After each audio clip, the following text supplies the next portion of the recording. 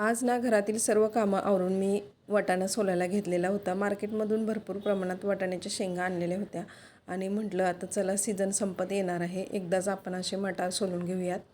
आणि मग एकदमच छान असे हे मटार सोलून घेतले आणि याला फ्रीजमध्ये ठेवून दिलं.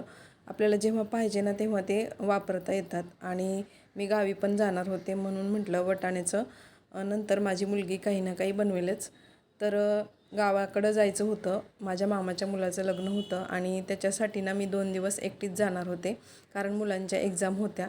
आणि म्हणून म्हटलं की ह्यावेळेस या दोघांना इथेच ठेवून जायचं. पण मनात प्रश्न होता की 2 दिवस काय खातील, म्हणून मग जे जे डोक्यात येईल ना ते मी इथे बनवायला सुरुवात केली. तर गावाकडं जाण्याच्या 1 दिवस अगोदर ही तयारी मी करून घेतली होती. इथे मी अर्धा किलो तीळ घेतलेले आहेत आणि याला मंद आचेवरती छान असं भाजून घेतलेलं आहे. साईडला इथे मी माझी जाण्याची तयारीसुद्धा चालू होती. म्हणजेच इथे मी मेहंदी भिजत घालण्यासाठी अशा पद्धतीने चहा पावडर एका लोखंडाच्या कढईमध्ये उकळायला ठेवलेली होती. आणि नंतर ना तीळ छान भाजून घेतले, सोबत थोडेसे याच्यामध्ये शेंगदाणे पण घेतलेले आहेत आणि शेंगदाणे पण मंद आचेवरती छान भाजून घेतलेले आहेत. तर याच्यामध्ये गूळ आणि विलायची घालून मला याला छान वाटून घ्यायचं आहे, कारण याच्या जर तिळाच्या पोळ्या बनवल्या ना तर त्या 2 दिवस व्यवस्थित जातात. आणि म्हटलं चला मग तिघांना खाण्यासाठी हे पण एक पदार्थ होऊन जाईल आणि टिकतात पण छान. आपण प्रवासामध्ये सुद्धा याला घेऊन जाऊ शकतो. तरी ते शेंगदाणे आणि तीळ छान भाजलेले आहेत. आता याला थंड होण्यासाठी असंच ठेवून देणार आहे. आपण गावाकडे जायचं म्हटलं की आपली काही ना काही तयारीच असते, परंतु आपली सर्व फॅमिली जात असेल तर एवढं काही टेन्शन येत नाही. परंतु पहिल्यांदा मी एकटीच जात होते आणि त्याच्यामुळे मला वाटत होतं की या तिघांची खाण्याची गैरसोय होऊ नये. मग नंतर काय केलं, मी इथे उडीद डाळ घेतलेली आहे आणि तांदूळ घेतलेले आहेत रेशनचे. त्याच्यामध्ये 1 चमचाभर मेथी टाकून घेतली आणि इडलीचं बॅटर मला बनवून ठेवायचं होतं. मग नंतर सोपं आहे इडली बनवणं याच्यापासून. एकदा बॅटर फर्मेंट झालं की काय त्याच्यामध्ये फक्त मीठ घालून घ्यायचं आणि इडली लावायची. आणि माझ्या मुलीला इडली लावता येत होती, म्हणून म्हटलं चला आता हे पण करून घेऊयात. आणि फ्रीजमध्ये हे 2 दिवस छान टिकतं. याचे डोसे पण बनवून होतात. मग इथे तांदूळ मी छान धुवून घेतला आणि उडीद डाळ पण धुवून घेतली. आता उडीद डाळ पूर्ण पांढरी शुभ्र नव्हतीच माझ्याकडे, गावाकडून माझ्या आईने पाठवलेली होती आणि त्याच्यामध्ये थोडे थोडे काळे उडीद किंवा काळी डाळ पण होती. म्हटलं चला ठीक आहे, घरीच तर बनवायची. आणि इथे बघा आता छान अशी ही डाळ आणि तांदूळ भिजलेले आहेत. आता याला वाटून घ्यायचं आहे, पण त्याच्या अगोदर ना भाजून घेतलेले तीळ आणि शेंगदाणे याला पण मला वाटून घ्यायचं होतं. तरी हे पूर्णपणे थंड झालेले आहेत. म्हटलं आता चला हे अगोदर वाटून घेऊयात आणि नंतर मग हे इडलीचं बॅटर वाटून घेऊयात. तर याच्यामध्ये ना गूळ घालून घेतला. मी गावाकडून एकदाच 4 ते 5 किलो गूळ घेऊन येत असते आणि संपला की मग मात्र डीमार्टमधून घेत असते. आता गूळ पण याच्यामध्ये घालून घेतलेला आहे. आता याला वाटून घ्यायचं आहे. त्याचं प्रमाण आपल्या ह्याच्यानुसारच ठेवायचं, गोड किती प्रमाणात आपल्याला लागतं त्यानुसार. आणि व्यवस्थित मिक्स करून याला वाटून घ्यायचं, एकदम बारीक वाटून घ्यायचं, म्हणजे आपल्याला तिळाच्या पोळ्या लाटत असताना त्या फाटणार नाहीत, व्यवस्थित छान बनवून तयार होतील. आता हे सर्व पदार्थ बनवत असताना हे पण विचारात घेतलं होतं की माझ्या घरच्यांना काय आवडतं म्हणून, आणि 2 दिवसासाठीच जाणार होते म्हणून हे सारं मी बनवत होते. जर जास्त दिवस जायचं असेल तर मी आणखीन काहीसं अरेंजमेंट केली असते, जसं की काही चिवडा बनवला असता, कशाचे तरी लाडू बनवून ठेवले असते. परंतु 2 दिवसासाठीच जाणार होते म्हणून म्हटलं चला आता ही इडली आणि त्याच्यासोबत साधी चटणी किंवा सांबार जरी बनवलं किंवा साधं वरण जरी बनवलं ना तर ते मुलांना खाता येईल. आणि तिळाच्या पोळ्या तर त्या 2 दिवस मस्त राहतातच. आता नंतर ना इथे तीळ आणि हे शेंगदाणे छान वाटून घेतलेले आहेत आणि वाटत असतानाच माझ्या लक्षात आलं की याच्यामध्ये विलायची घालायची विसरले. मग नंतर विलायची घेतली आणि ती पण सोलून घेतली आणि याच्यामध्ये घालून घेतली. आणि विलायची जायफळ घातलं ना की तिळाच्या पोळ्या एकदम छान अशा होतात, चवीला मस्त लागतात. आणि नंतर मग विलायची घालून घेतल्यानंतर राहिलेले पण तीळ आणि शेंगदाणे मी इथे वाटून घेतलेले आहेत. आता हे वाटून झाल्यानंतर लगेच इडलीचं पीठ वाटून घ्यायचं आहे. हे तीळ शेंगदाणे वाटून झाले. आता याला स्टोअर करण्यासाठी अशा पद्धतीची मी ही बरणी घेतली आणि याच्यामध्ये याला घालून घेतलेलं आहे. आता ही 1 दिवस अगोदरच माझी तयारी होती. ज्या दिवशी मला जायचं होतं ना त्याच्या एक दिवस अगोदरच मी ही सर्व तयारी करून ठेवलेली होती. आणि म्हणजे जाते वेळी संध्याकाळचा स्वयंपाक बनवून तसेच तिळाच्या पोळ्या बनवून ठेवणार होते. आणि बॅटर तर फर्मेंट होणारच होतं. आता इथे बघा हे पूर्ण तीळ वाटून झालेले आहेत आणि नंतर आता मी ह्याला या बरणीमध्ये ठेवून दिलेलं आहे.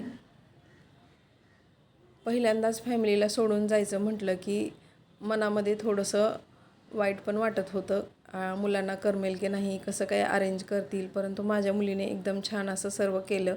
घरातील सर्व कामे पण आवरली आणि नंतर तिने वेगवेगळ्या भाज्यासुद्धा बनवलेल्या आहेत. त्या मी तुम्हाला पुढे शेअर करेनच. आणि त्यामुळे मला पण एकदम छान असं वाटलं.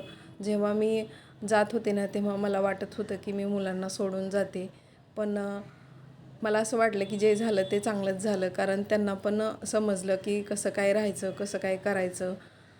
त्याच्यामुळे तिला पण एक छान असा अनुभव आला. आता इथे बघा तीळ आणि शेंगदाणे छान असे वाटून झालेले आहेत आणि नंतर मग मी इडलीचं पण वाटायला घेतलं. आता हे 2 दिवस पुरेल असं पीठ होणार होतं. याच्यामध्ये डोसे पण बनत होते आणि इडली पण बनत होती. म्हणून म्हटलं चला पोरांना आवडते आणि साहेबांचं काय ते पण एखाद्या वेळेस नाश्ता करतील, एखाद्या वेळेस बाहेर खातील. 2 ते 3 दिवस लगट बाहेरचं खायचं म्हटलं की मग ते पण एवढं चांगलं नसतं आणि मुलांना पण आवडेल की नाही याचा प्रश्न होता. त्याच्यामुळे मग मी अशा पद्धतीने हे सर्व अरेंज केलेलं होतं. आता तीळ आणि शेंगदाणे इथे छान असे वाटून झालेले आहेत. इथे तुम्ही बघू शकता एवढ्या प्रमाणात हे छान वाटून घेतलेलं आहे मी. आणि आता दुसऱ्या दिवशी याच्या मी छान तिळाच्या पोळ्या बनवणार आहे. आता हे वाटत असताना मध्येच माझा मुलगा मला खायला मागत होता. म्हटलं बाळा याच्या मला पोळ्या बनवायच्या आहेत आणि तू आत्ताच खाऊन घेतलंस तर मग मी उद्या काय बनवू. म्हणून एक लाडू त्याला बनवून दिला आणि नंतर बाकीचं मी भरणीत ठेवून दिलेलं आहे. नंतर आता इथे मटकी घेतली. म्हटलं चला आज मटकी जर भिजत घातली ना तर त्याला मस्त मोड येतील आणि कमीत कमी नाश्त्याला उसळ म्हणून तर होईल. म्हणून मग मटकी पण घेतली आणि याला पण भिजत घातलं. आता जे जे सोपं आहे ना ते सर्व तिला बनवता येतं. जसं की चहा, पोहे, डाळ भात, ही मटकीची उसळ आणि इडली पण ती छान लावते. आणि म्हटलं मग चला हेच आपण तयारी करून घेऊयात. मग एक दिवस नाश्त्याला मटकीची उसळ झाली, एक दिवस तिळाच्या पोळ्या आणि नंतर तिने इडली पण बनवली होती. दुसऱ्या भाज्या पण बनवल्या होत्या. त्याच्यामुळे नंतर काहीच मला टेन्शन आलं नाही.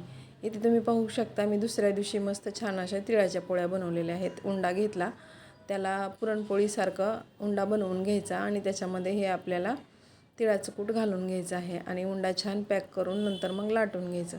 आता हे छान वाटून घेतलेलं होतं त्याच्यामुळे पोळ्या जर आपण फाटल्या नाही ते एकदम छान अशा बनवून तयार झाल्या आणि चवीला तर कमालच होत्या. 2 दिवस व्यवस्थित छान टिकल्या पण. तर इथे तुम्ही पाहू शकता अशा पद्धतीने याच्यामध्ये हे तिळाचं कूट मी घालून घेतलेलं आहे आणि उंडा छान पॅक करून घेतलेला आहे आणि याला अलगद दोन्ही साईडने आपल्याला लाटायचं आहे. थोडंसं इथं पीठ लावून घेतलं आणि लाटून घेतलं. इथे पाहू शकता तिळाची पोळी आपली एकदम मस्त अशी बनवून तयार झालेली आहे. सर्व पोळ्या एकदम टम्म फुगलेल्या होत्या आणि एकदम छान बनवून पण तयार झालेल्या होत्या. तर अशाच पद्धतीने इथं सर्व मी तिळाच्या पोळ्या बनवून घेतल्या. सोबतच काही चपात्या पण बनवून घेतलेल्या होत्या आणि एक भाजी बनवून ठेवलेली होती. आणि नंतर म्हटलं चला आता मिरचीचा ठेचा पण बनवूयात. जरी समजा भाजी नाही कोणाला आवडली किंवा नाही तिला बनवता आली तर कमीत कमी हा ठेचा तर होईल. म्हणून मग इथे छान अशा लोखंडाच्या तव्यावर मिरच्या भाजून घेतल्या, त्याच्यामध्ये लसूण घातला आणि ते थंड होण्यासाठी ठेवून दिलं. तोपर्यंत म्हटलं चला आता हे वाटून घेऊयात.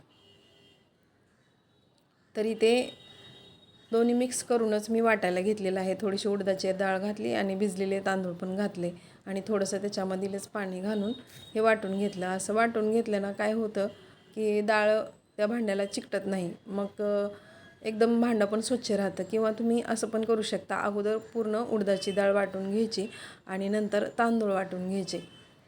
तर तांदूळ वाटून घेतले की ते भांडं आतून एकदम क्लीन होतं.